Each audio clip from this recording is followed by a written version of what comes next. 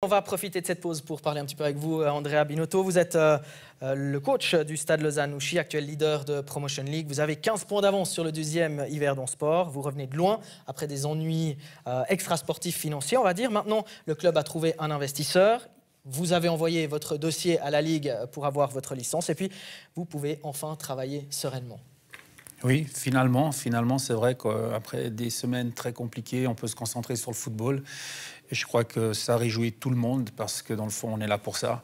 Et puis, je crois on est tous très contents que son championnat a commencé et bien commencé puisque nous avons enchaîné 3 victoires sur les 3 premiers matchs. Avec notamment une victoire 5-0 hier contre la deuxième équipe du FC Sion. Vous êtes prof de maths au gymnase de la Cité la journée.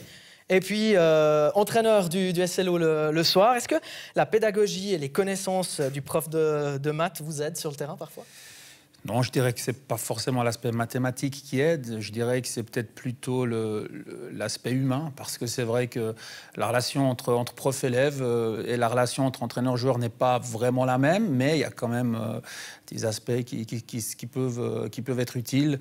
Et je crois qu'on est tout le temps devant le groupe. Et je crois qu'effectivement, on peut en tirer des avantages. Vous êtes en train de passer votre diplôme d'entraîneur pour coacher plus haut. Votre place, elle est au bord du terrain ? Oui, ma place, elle est au bord du terrain. Mon plaisir, vraiment, je l'ai au bord du terrain. Aussi bien la semaine à l'entraînement avec les joueurs. J'aime beaucoup réfléchir au contenu des entraînements. J'aime beaucoup réfléchir à comment améliorer des aspects qui n'ont pas fonctionné le samedi.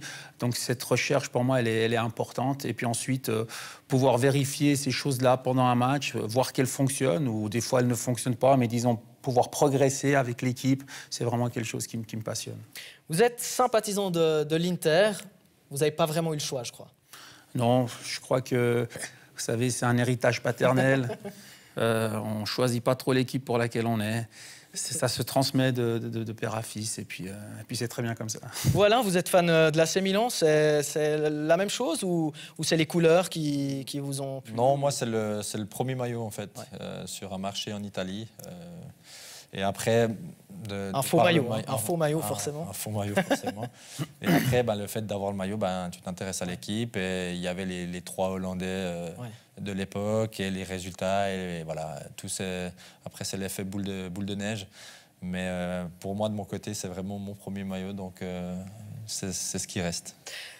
Il y a d'autres équipes qui vous séduisent en Italie, par exemple ? Oui, l'Atalanta. J'aime beaucoup cette équipe parce que c'est déjà c'est les mêmes couleurs. Ouais, c'est les mêmes couleurs déjà. Hein. Et puis en plus, c'est une équipe qui travaille bien avec les jeunes. Ils insèrent beaucoup de jeunes en première équipe.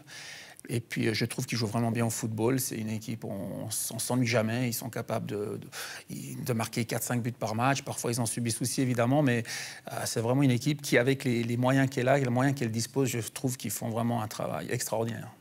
Avec un très bon coach. Un très bon coach, et j'aime beaucoup ce qu'il fait.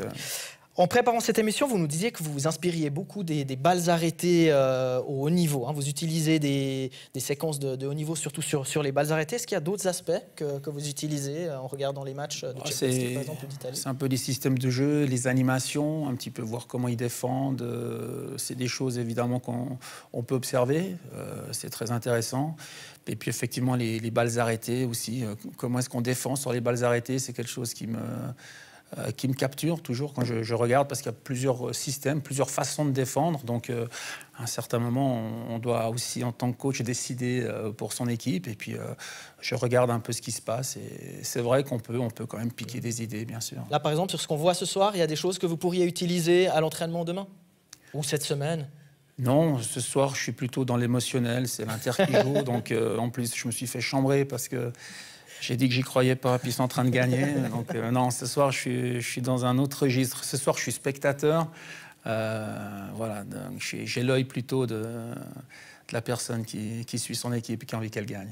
Il y a un entraîneur que vous appréciez particulièrement, à part peut-être Gasperini, vu que vous avez parlé de l'Atalanta, mais en Europe, pas forcément en Italie ?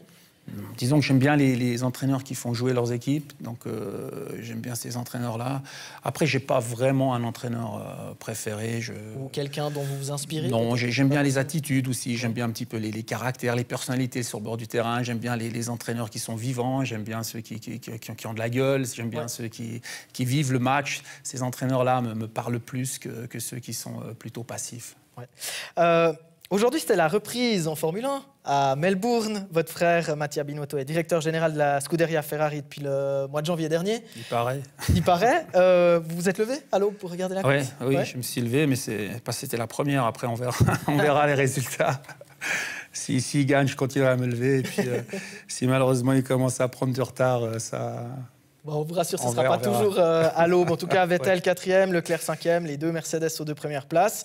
Pour la petite parenthèse Formule 1, la Serie A a souvent une image de championnat très défensif, ce qui est faux depuis des années, bientôt des dizaines d'années.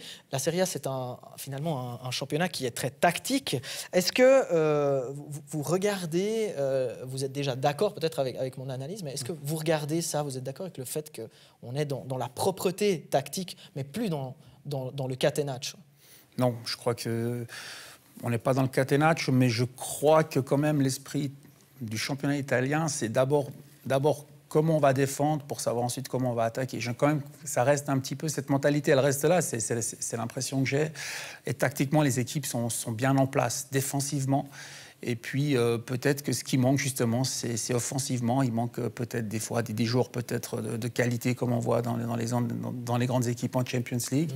Mais je pense qu'effectivement, au niveau défensif, on est très en place. Et c'est pour ça que parfois, ça donne des matchs avec un peu moins de spectacle que le championnat d'Angleterre, où c'est box-to-box, et puis ça va dans tous les sens. Et puis, le spectateur, il s'amuse. Mais peut-être que tactiquement, c'est moins riche. Vous préférez le box-to-box, le spectacle, ou vous préférez la rigueur italienne? De nouveau, ça dépend quelle envie j'ai. Oui. Si j'ai envie d'apprendre quelque chose sur un match, le box-to-box ne m'intéresse pas tellement. Si j'ai envie de vibrer, le box-to-box, il est intéressant.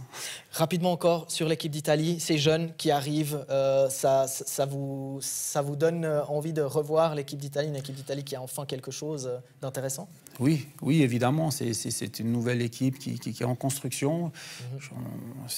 Mais ce qui gêne un peu, c'est effectivement que malheureusement, ces jeunes, ils jouent pas dans les grandes équipes italiennes. Et puis, je vois mal comment, à un certain moment, on pourra obtenir une équipe nationale italienne vraiment compétitive, puisqu'on le voit ce soir. Je veux dire, les équipes qui sont dans les 3-4 premières places du classement ont peu de joueurs italiens. Et ça, c'est ça que je regrette.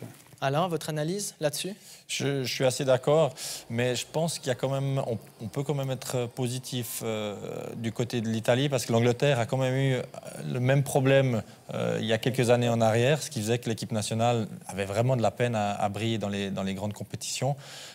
Et là, on voit de plus en plus des Rashford, des joueurs comme ça, Lingard, qui arrivent. On veut les faire jouer parce que justement, on a pris conscience de ça. Et j'ose espérer qu'en Italie, ce sera le cas et que gentiment, on fera la place à ces jeunes joueurs italiens pour relever un peu le niveau de l'équipe nationale.